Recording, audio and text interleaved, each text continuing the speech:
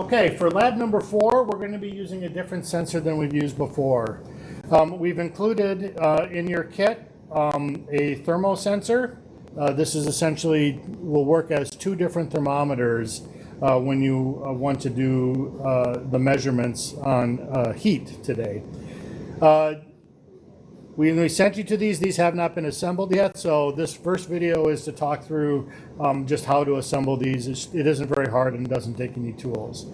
So if you open the box up, you can see we're in this little static package, and there are some small parts here.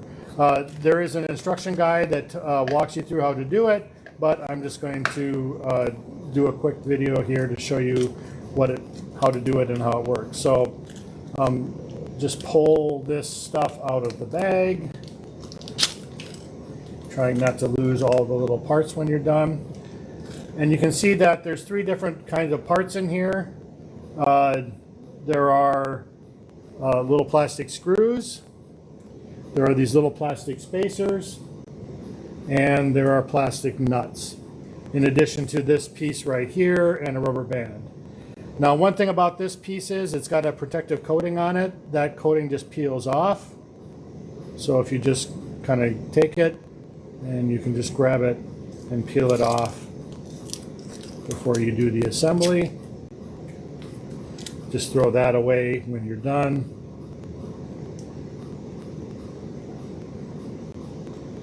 And get the other side here.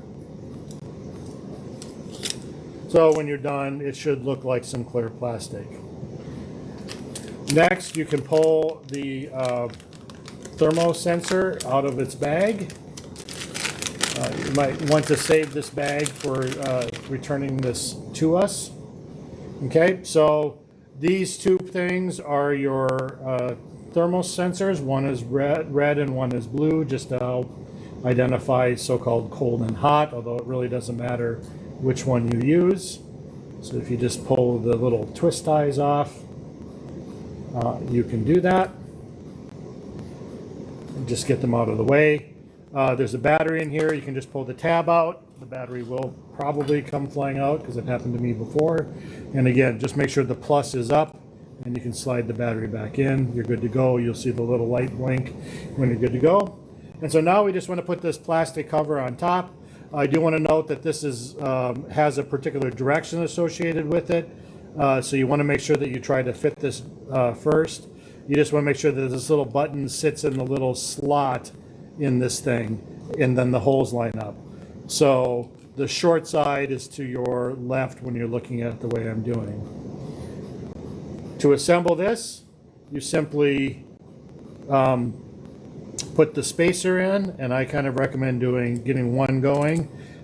You put the screw in so it goes all the way through, and then you just put the nut on the back, and you can just tighten it with your fingers. You don't need to get a screwdriver and tighten this down. You just want it kind of tight. And then you can just go around and put the screws and spacers on the other 4 corners. Okay, when you're done, you should have all 4 screws in with their nuts. It'll look just like this. You can see through it. You can attach the rubber band into the little notch up there. It's not strictly necessary. It's just a handy way to hold these probes when you're not in use, but it's not necessary that you have to do that. And so this will be the sensor we're using for this particular experiment, and we'll walk you through how to do that when we're ready to go. We do ask that you just save the bag, the box, and the little card.